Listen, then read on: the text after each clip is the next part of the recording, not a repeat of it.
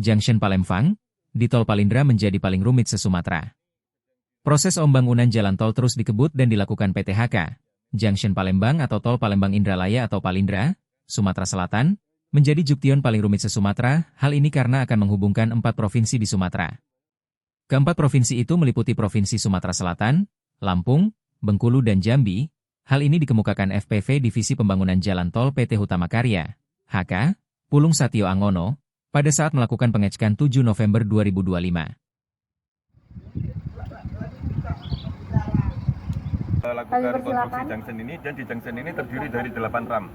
8 ram masing-masing, kalau totalnya 10, ada 2 ram yang kita bagi lagi menjadi 2A, 2B, sehingga total semuanya adalah 10 ram.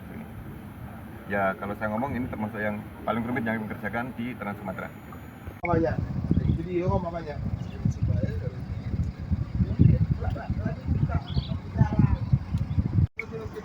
Kendaraan yang lewat sini. Betul. Oh, ada mobil ini yuk. Yuk, jangan itu Mas. Itu lah disebut junction tuh. Iya. Di kota beton sih.